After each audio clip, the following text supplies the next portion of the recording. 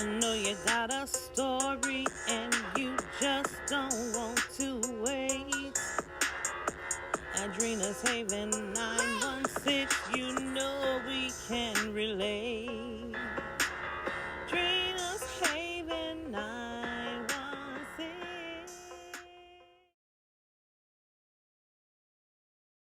In 1999, no Senate Democrats voted to convict Bill Clinton during his impeachment trial.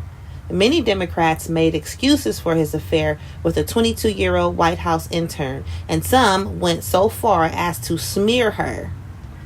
In 1970s, Republican leaders spent months casting investigations into the Nixon administration as partisan overreach.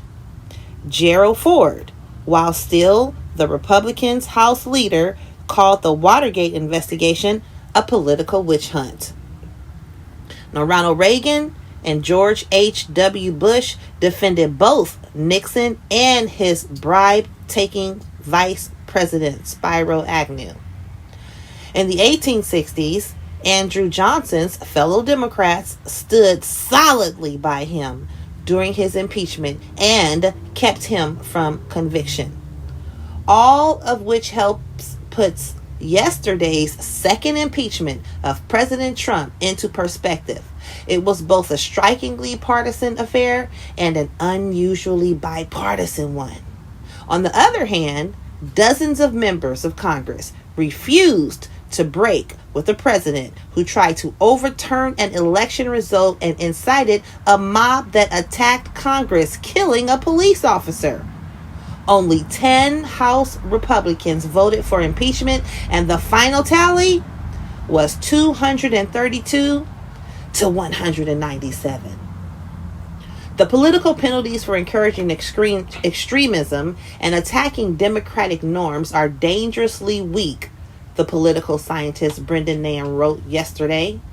On the other hand, Trump has suffered more defections from his party than any previous president besides Nixon, who ultimately lost Republican support and resigned before the House could impeach him.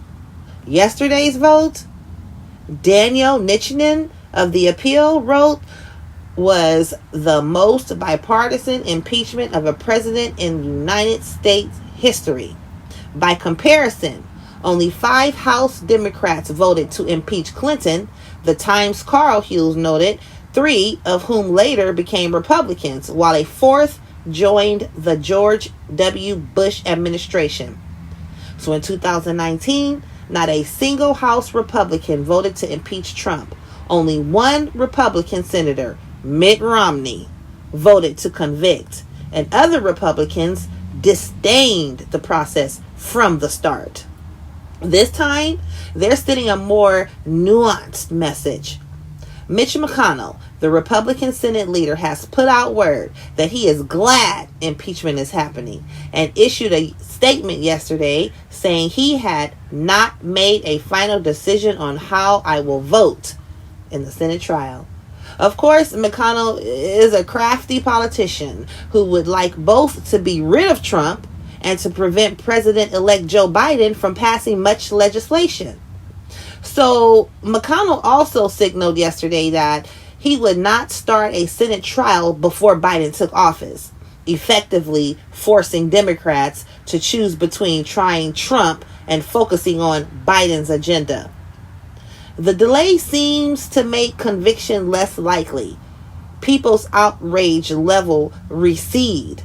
My colleague Maggie Haberman wrote yesterday, memories fade, and I do wonder if there will be as much Senate Republican anger next month as there is now. But still, the existence of that danger underscores the historic nature of yesterday. Trump became the first president in United States history to be impeached twice, and only the second to have a meaningful number of his party members in Congress deem him unfit to be president.